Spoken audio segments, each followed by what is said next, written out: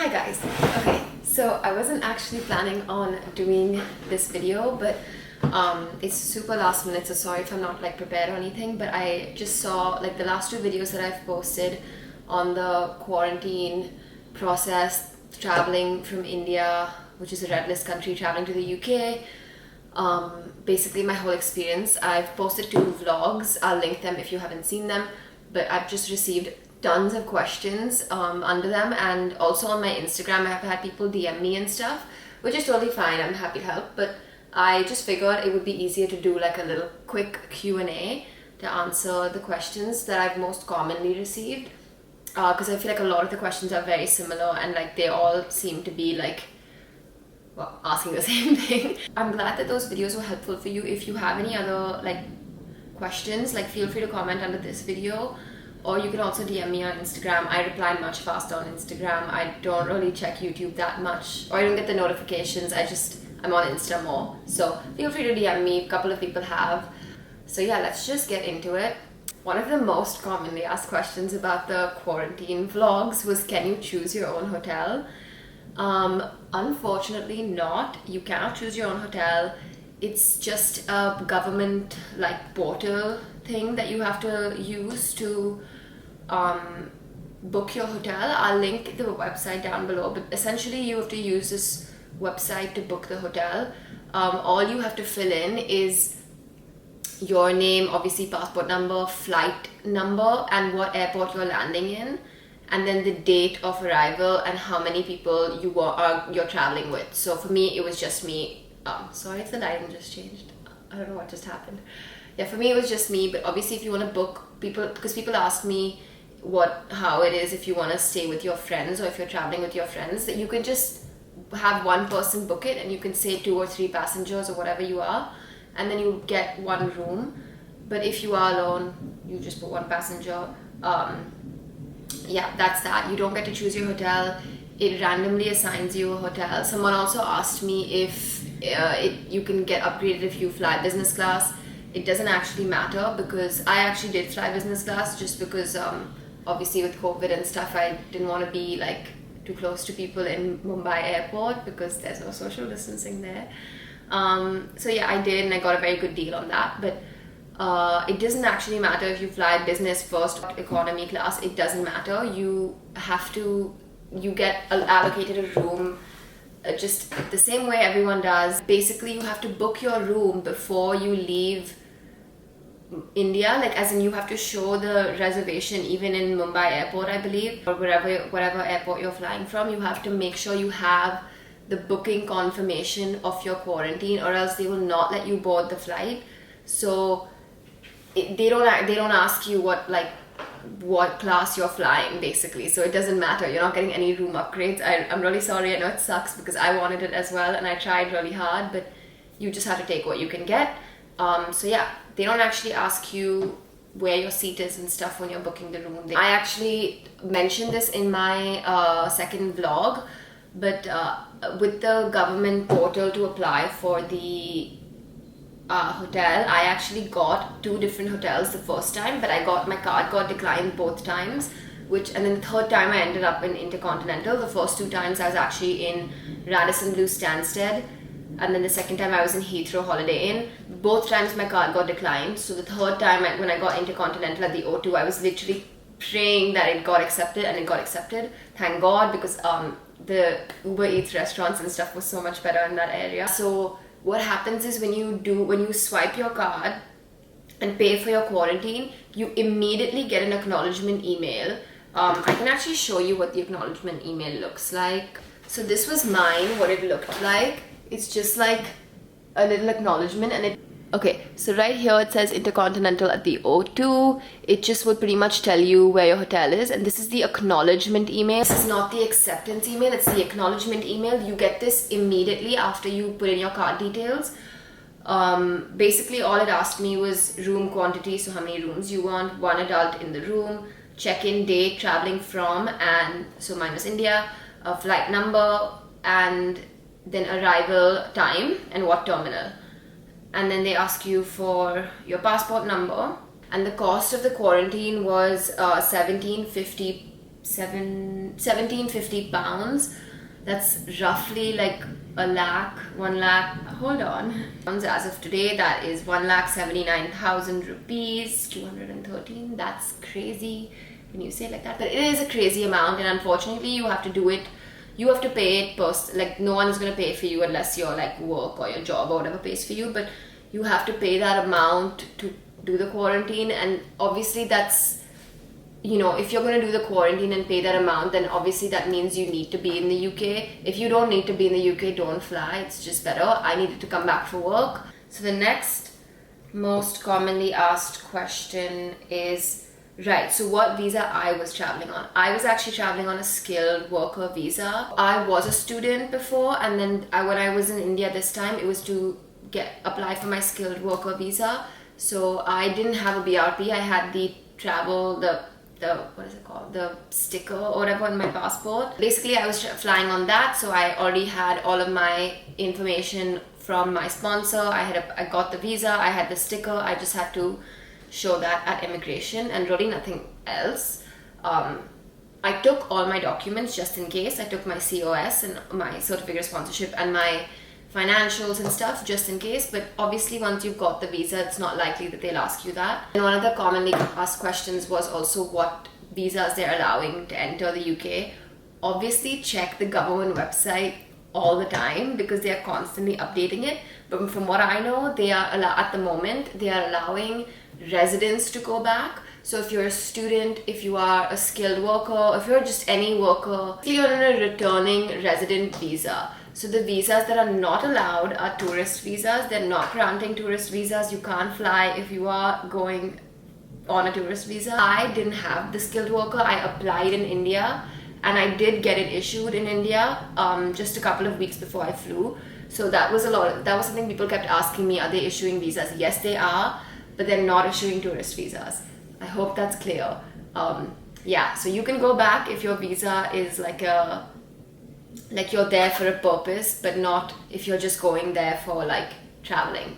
So yeah, I went on a skilled worker visa. If you guys have questions about how I got that and like the whole process, I can do a whole separate video about that, so let me know if you want that. But it was a long process to get a company to sponsor me. A lot of questions were also regarding the actual quarantine. I hope I showed enough in the vlogs, but most of the questions were like how the quarantine actually is, and like what someone said, is the tap water good to drink? Yes, it's good to drink. You can drink tap water, but the hotel gives you a lot of water. Trust me, you get like 3 bottles a day, plus there's additional bottles in your room. Like, it's fine, and you can call them and ask them for water all the time, and it's fine. Provide laundry services. My hotel provided 7 pieces of clothing that you could get laundered for free. Anything additional you had to pay for. I personally didn't do the laundry. They told us it would take 48 hours to come back to you, and by the time I had like 7 days, I'd worn like most of my stuff that I'd packed enough for 10 days. But if there was something that I was re-wearing a lot, I didn't really want to give it to laundry because it would like come back in 2 days and you're there for 10 days. It just didn't make a difference. Yeah. Free Wi-Fi. Yes, obviously your hotel will have free Wi-Fi.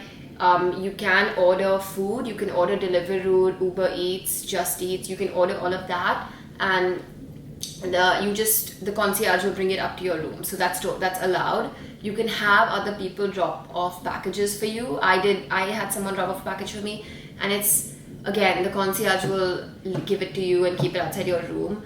You cannot leave the room for any reason unaccompanied. The only reason you can leave the room is for your daily walk that you are allowed. You're allowed 10 minutes, but it's with security. Security will escort you through the parking lot or wherever they take you for the walk. Ours, I think, was the parking lot. I think ours was behind the hotel, behind the parking lot. But the security will come and escort you, so you have to call them and let them know you want to go on your walk. I only went once or twice. I didn't really like it. It was just, not that I didn't like it, the process was really long. Like for my hotel, when I called the security guard, they would be like, okay, cool, we'll put your name down on the list. And then they would come and get me 2-3 hours later. And it just, by then I didn't want to because I was probably doing something else because I was working. So I had calls and stuff. So yeah. Another question is about the food and stuff.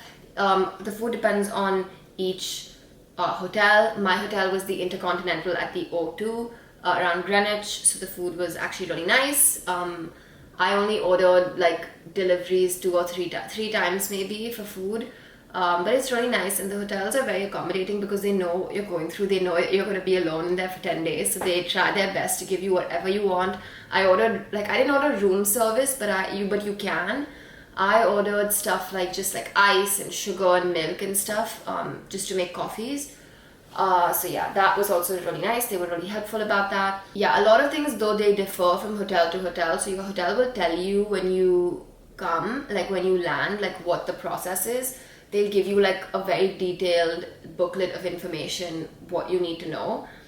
But yeah, another question that got asked a lot was about the vaccination. So I was not vaccinated in India. Just long story short, I didn't know how long I was going to be in India for, and you have to wait 8 weeks or whatever to take the second dose. I didn't know I was going to be there for that long, so I just didn't want to bother taking it there because I don't think I could have gotten both the doses in time, and I didn't want to just take one and then leave and then come to the UK. So I didn't take it. Additionally, I wanted to take Pfizer or Moderna in the UK. That was just a preference. So I did not get vaccinated, and I came to the UK with no vaccination, and I got my first dose here last week. I got Moderna.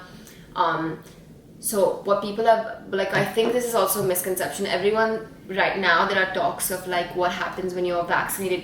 Do you have to quarantine? Unfortunately, India is on the red list, so you do have to quarantine regardless of what vaccine and how many doses you have. I know it sucks, but that is just the rule. I'm really sorry about the light changing, by the way. The sun keeps setting and going, London weather.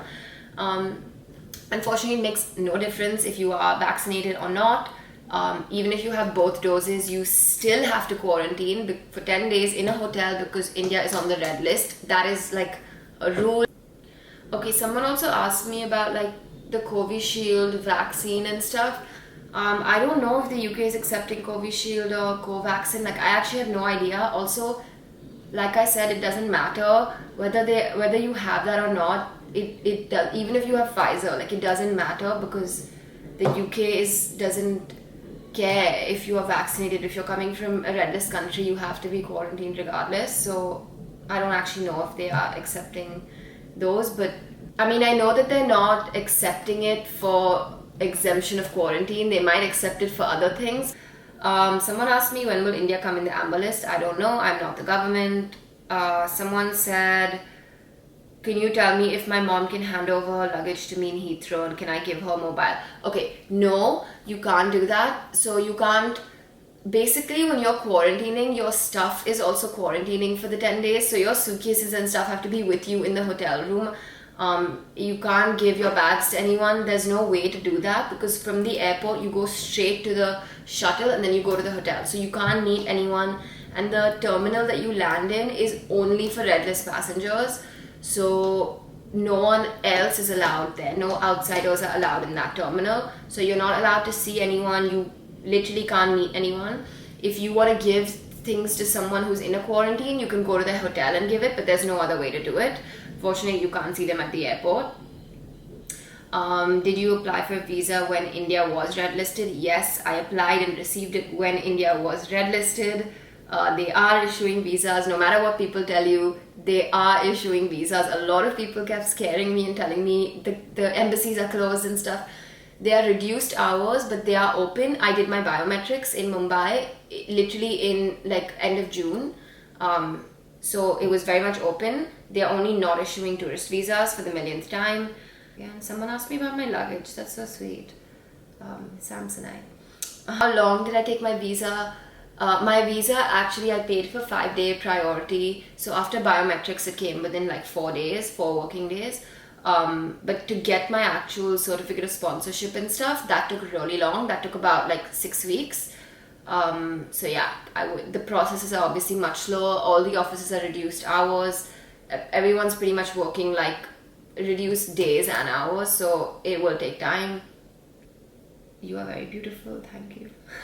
Okay, and then someone asked about the tests. So you take 2 COVID tests on in the span of your 10 days, it's 11 days, 10 nights of your quarantine. One is on day 2 and one is on day 8. I think the most important thing about the quarantine to note is, so you're there for 11 days. Day 0 is the day you land. So the day you land, even if you land at 6 a.m. and that day is considered day 0. It's not your first day in the hotel. That's something people always get wrong. Your first day is the next day. So you have to spend one night pretty much as day 0. Then when you wake up, it's your first day. So you take the vaccine, you take the COVID test on day 2. So day 0, you land, day 1, then day 2. You take your COVID test and they come and give it to you in the room. If you can watch my vlog, I've like showed it and stuff, but it's a self-testing kit. It's a self-testing kit. You have to do it yourself. That's something that I feel like I was used to it because in the UK you do that all the time, so I knew how to do it. They give you very, very clear instructions on how to do it. It's really easy. If you have questions, the guy will come stand outside your room and like explain it to you, so it's really okay. And then you take a day 8 test. You pretty much get your results like the next day or over text and email, so really not an issue. Unfortunately, again, you cannot leave after your day 8 test. This is something that I tried many times. I called a lot and asked the reception because I got my results by day 9 and I still had to stay till the 11th day, which I thought was quite annoying, but you can't leave. You can leave from midnight on the 11th day, so 12:01 a.m. on day 11 you can leave. I left at literally 12:05 a.m. Because I was still in Greenwich. I wasn't very far away, so I got an Uber home and it was only 25 minutes. So yeah, and my results were obviously both times negative. If your results are positive, you have to extend your quarantine, and they give you all the information on that as well, on like how many days to extend it by, like what happens. Yeah, okay, I hope I answered all of the questions. I tried to make this really quick and easy. I think the most important things to note from this is you can get a visa right now if you are a returning resident, or if you are applying as a resident, aka student, skilled worker, health and care worker, shortage of occupation job, like stuff like that. You can get a visa. Your vaccination does not matter because you still have to quarantine. So it's great if you are, obviously it's amazing, but you still have to quarantine. You cannot choose your quarantine hotel, sadly. A lot of other people were like suggesting that I fly to a different country, stay for 10 days on an amber country or green country and fly for 10 days, stay for 10 days and then fly to the UK. I personally didn't want to do that. The reason is because I didn't want to risk that country going into the red list or whatever. Also, I just didn't think it was that necessary. I was trying to get to the UK for so long. I had been delayed for so many months that I didn't want to further delay it, because if anything had happened and I was stuck in that country, I wouldn't have been able to get back to the UK. And if worst case scenario I tested positive in one of these countries, I would have been alone. Whereas if I was in the UK and I was in a hotel, I would have had more. Even though I'd be alone, I still had the NHS, I still had delivery, people to get food, people to come, a doctor would have come and check on me if it was really serious. So I just think it was better, it was safer, I thought it was just the better thing to do for myself, because I would have been less anxious. Yeah, I hope I answered all your questions. My vlogs, I know they're a little haphazard, but they like explain almost everything you need. You can see everything that you need to see and understand everything you need to understand.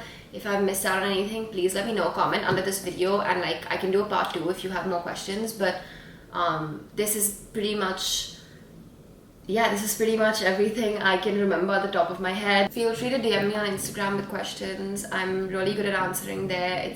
I get the notification much faster, so I'll answer them happily. Yeah, last thing, but most importantly, please check the government website. Like, if you're referring to this video like 3 months from now, the rules might be completely different. So check the website. I'm not the government, so I'm just giving you my experience and what I did when the rules were, what the rules were when I flew. Obviously, it will change. I don't think it's changed yet because India is still on the red list. Okay, now my memory card is full, so I really have to go. But ask me any more questions if you have any. I hope I answered everything. I'm glad my videos could help you guys out. Yeah, and follow me on Insta And yeah, let me know if you want any videos on the skilled worker visa and how I got that and the whole process and like what I recommend, because I really went through a lot to get a visa in the UK. But yeah, I'm gonna stop rambling now. Thank you so much for watching. Subscribe for more. Bye.